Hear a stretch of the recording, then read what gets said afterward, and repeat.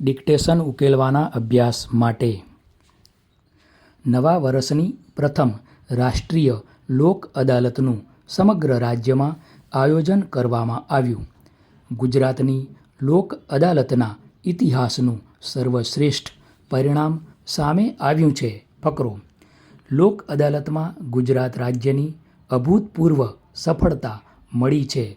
અત્યારે અદાલતોમાં હજારો નહીં પરંતુ લાખો કેસ પેન્ડિંગ પડ્યા છે. તે અંગે સુનાવણી કરવાની બાકી છે. પરંતુ લોક અદાલતમાં ગુજરાત રાજ્યને મોટી સફળતા મળી હોવાનું ખુલવા પામ્યું છે. ફકરો: ગુજરાતની લોક અદાલતના ઇતિહાસનું સર્વશ્રેષ્ઠ પરિણામ આવ્યું છે, જેમાં સમગ્ર રાજ્યમાં નવા વર્ષની પ્રથમ રાષ્ટ્રીય લોક અદાલત યોજાઈ છે. તેમાં 13.2 લાખ કેસોમાંથી 7.3 લાખ કેસનો સુખદ નિવેડો આવ્યો છે. આશરે ₹2,743 કરોડના એવોર્ડ મુકરર કરાયા છે.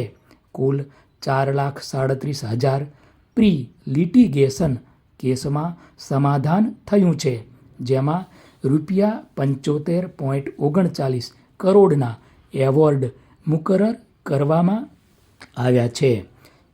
ચલણના 3,80,000 કેસોમાં 18 કરોડ રૂપિયાની વસૂલાત કરવામાં આવી છે. ફકરો: નવા વર્ષની પ્રથમ રાષ્ટ્રીય લોક અદાલતનું સમગ્ર રાજ્યમાં આયોજન કરવામાં આવ્યું હતું. તેમાં આ લોક અદાલતનો લાભ મહત્તમ પક્ષકારો લઈ શકે તે માટેનું આયોજન કરવામાં આવ્યું હતું. લોક અદાલતમાં પેન્ડિંગ મોટર અકસ્માતના વળતરને લગતા દાવાઓનો સમાધાન કરીને વલણથી નિકાલ કરાયો છે.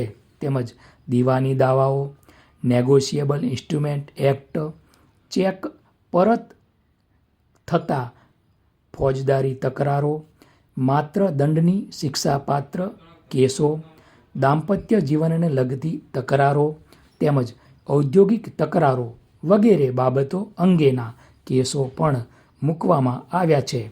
જેમાં 13,02,486 જેટલા કેસો સમાધાન માટે મૂકવામાં આવ્યા હતા. તેમાંથી 7,03,517 કેસોનો સુખદ નિવેડો આવ્યો છે. ફકરો: દાંપત્ય જીવનને લગતી 2,761 તકરારોનો પણ લોક અદાલતથી અંત આવ્યો છે. ચીફ જસ્ટિસ સુનીતા અગ્રવાલ અને જસ્ટિસ બિરેન વૈષ્ણવના માર્ગદર્શનમાં લોક અદાલતનું આયોજન કરવામાં આવ્યું હતું.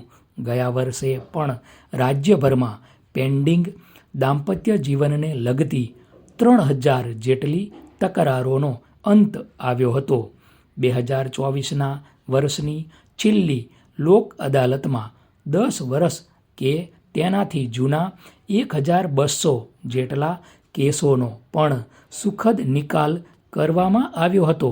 2024માં કુલ 4 લોક અદાલત યોજવામાં આવી હતી. તેમાં કુલ 21,61,048 કેસોનો સુખદ નિકાલ કરવામાં આવ્યો હતો.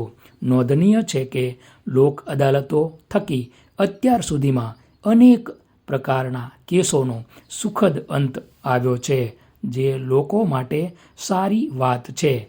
આ સાથે ગુજરાત માટે પણ અભૂતપૂર્વ અને ગૌરવની વાત છે.